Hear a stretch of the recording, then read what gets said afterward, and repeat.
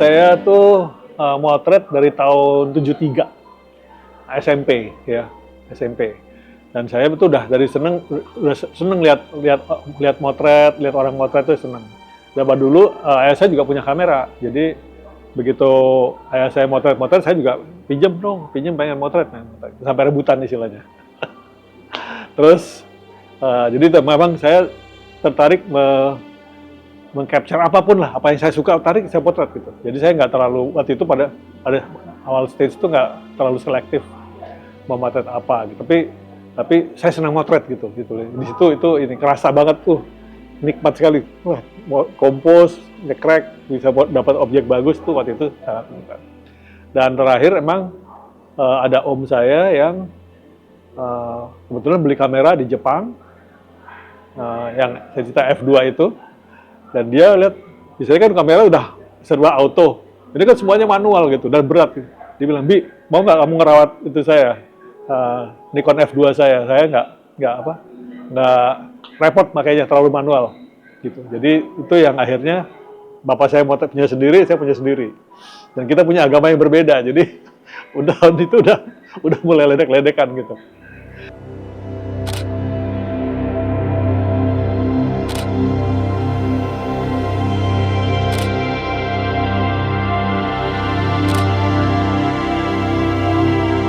Dari tahun 73 itu memang foto juga on off gitu ya. Habis saya kuliah SMA, saya kuliah banyak kegiatannya itu motretnya nggak sesering dulu gitu ya. Meskipun kadang-kadang kita masih motret, kalau ke zaman kuliah kita tuh hampir tiap weekend ke Merapi atau di Jogja ya. Jadi itu motret sunrise, sunset. Gitu. Nah, dari segitu itu foto yang paling berkesan memang salah satunya ini yang Borobudur ini. Itu tahun 2008. Ya. Saya hunting sama teman-teman saya. Pada saat itu kita masih bisa istilahnya naik ke puncak. Dan waktu itu jam 3 pagi kita naik ke puncak, itu udah ada banyak turis dari mancanegara, dari Jepang, dari Taiwan, dari Eropa. Gitu. Itu foto yang sangat berkesan buat saya. Dan hampir setiap pameran saya tampilkan foto ini. Dan memang banyak yang suka juga. Gitu.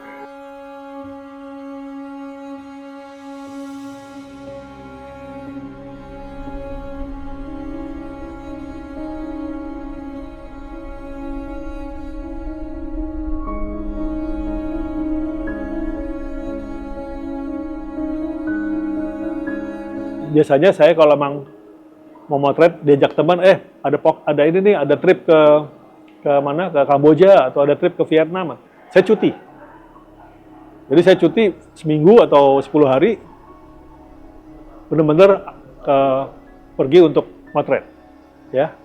Tapi kalau kebetulan saya ada trip, misalnya misalnya ke Amerika atau ke Jerman atau ke Australia, itu saya coba kalau mungkin jam 5 pagi nih saya jalan motret, nanti jam 6 jam 7 saya udah pulang. Mandi jam 8 rapat. Nah, nanti ada break juga kan sebelum misalnya ada seminar atau apa. Jam 5 break, nanti kita ketemu lagi dinner ya. Nanti saya kalau bisa pergi sebentar cari apa yang bisa saya potret. Tapi memang tidak bisa seoptimal kalau kita memang pergi sendiri. Ya, misalnya nih trip khusus travel untuk motret, nah itu biasanya dapatnya lebih optimal. Dari 10 foto yang ditampilkan ini, hampir semua perginya adalah pergi trip. Ya. Cuman satu mungkin yang saya berhasil itu adalah yang di situ tuh, di Manhattan. Karena fotonya di kota. Jadi saya pergi ke salah satu sisi kota di Manhattan itu, saya bisa motret bekas-bekas pier zaman dulu yang kalau yang lain-lain tuh hampir semuanya kan di luar kota, mesti di pelosok-pelosok. Jadi nggak bisa kalau kita sambil kerja terus pergi, nggak bisa. Gitu loh. Tapi kalau yang lain-lain, misal foto di tadi saya bilang di Manhattan itu kita bisa memang karena memang acaranya di New York, kita pergi ke sana sebentar gitu, bisa. Jadi sebagian besar memang saya pergi memang trip khusus untuk ambil event fotografi.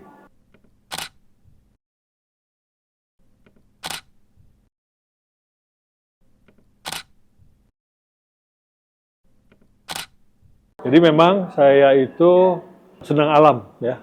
Dari zaman SMA kita udah sering camping, pergi ke situ apa, naik gunung apa, gunung di Cibadak, di Pangrango gitu ya pada saat itu. Waktu saya kuliah, saya pun pernah jadi ketua MAPA, jadi saya memang senang banget apa namanya pencinta alam itu ya, terutama gunung. Lebih senang gunung daripada laut saya. Jadi lihat sunrise atau sunset di puncak gunung itu sangat-sangat apa ya, bikin hati tenang. La ilaha illallah, bagus banget gitu. Nah itu yang membuat saya sedang sama landscape ya. Makanya landscape yang banyak kita pakai foto-fotonya ambilnya golden moment atau enggak blue moment, itu sunrise atau enggak sunset. Gimana kita bisa kompos foto-foto yang bisa apa ya, bisa merepresentasikan suasana hati, wah ini bagus banget gitu. Perasaan menekan shutter itu suatu experience yang luar biasa gitu ya. Jadi memang kita kan misalnya kompos, wah ini lightingnya bagus. Atau enggak kalau kita di laut tuh, momen merasa ada ombak mecah tuh kita pasti nunggu mana ideal atau paling perfect untuk itu. Satu, mungkin saya juga bisa cerita waktu saya motret aurora. Saya di buku ada, tapi di print out ini nggak ada. Aurora borealis atau katakanlah northern light, cahaya dari utara itu. Waktu kita ada di sana, itu dalam 9 hari, kita cuma dapat 2 hari yang ada auroranya. Hari-hari lain tuh dia nggak muncul, atau ketutup awan, atau hujan gitu.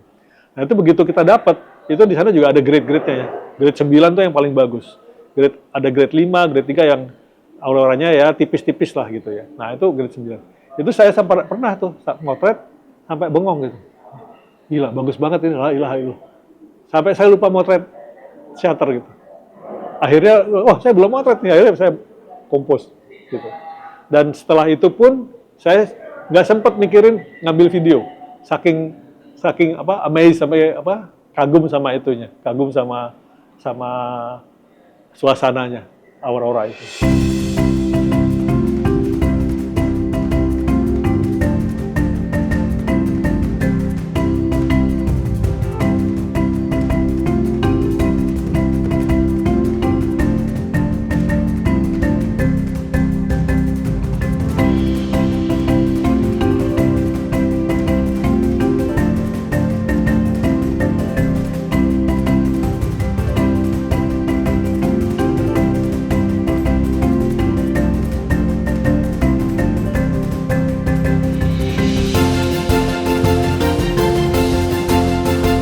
Awalnya dulu saya agak mundur sedikit ke belakang, punya foto banyak, dan banyak yang bilang foto lu bagus-bagus, bikin buku gitu.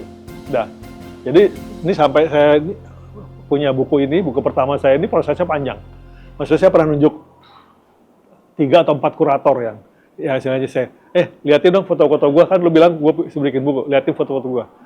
Tapi berkali-kali saya tunggu 6 bulan, foto lo bagus-bagus, tapi banyak banget. Gue nyerah deh. Ya, itu saya agak, gimana sih ini orang gitu. Tapi memang susah, maksudnya gini, saya nggak bisa nyalain dia sepenuhnya, karena waktu itu saya belum ngasih, nih lo lihat, cari tema apa gitu. Jadi waktu itu, lihat deh, nanti kita abis itu, kira-kira kita mau bikin tema apa gitu. Kayak gitu. Jadi akhirnya, sekarang stage awal, kita mau foto landscape dulu. Di akhir session nih, saya lebih sangat senang dengan foto black and white. Mungkin udah hampir 5 tahun terakhir. Ya, karena saya lihat foto black and white saya tuh, foto black and white tuh lebih abadi ya. Dan tidak tidak tergerus oleh masa, oleh umur gitu. Jadi mungkin next stage saya habis foto landscape ini yang berwarna, saya pengen coba bikin foto yang hitam putih. Jadi mempresentasikan istilahnya karya-karya hitam putih saya.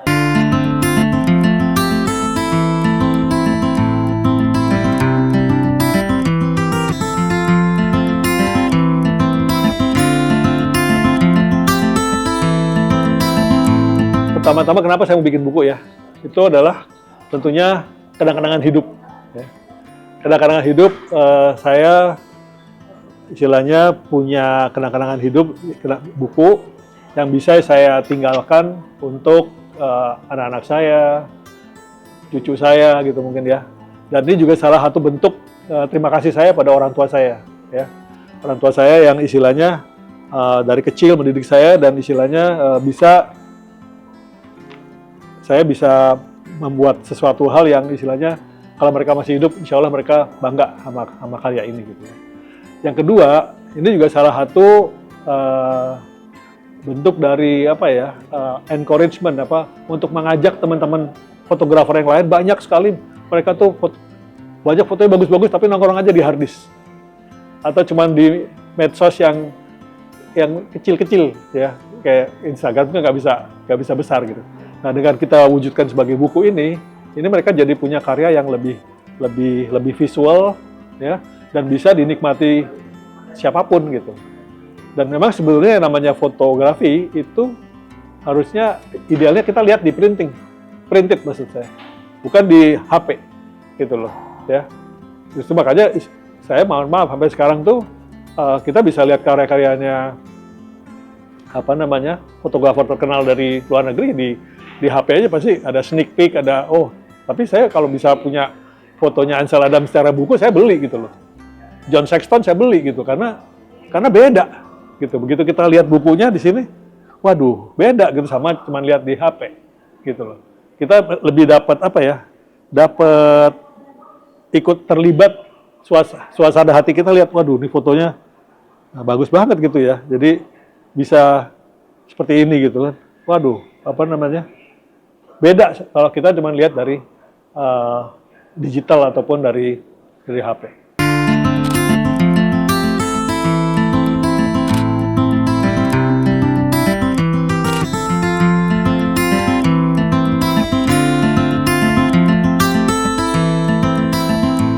Jadi memang saya belajar contemplation itu atau word contemplation itu dari guru ngaji saya, ya, Pak Profesor Nazaruddin Umar.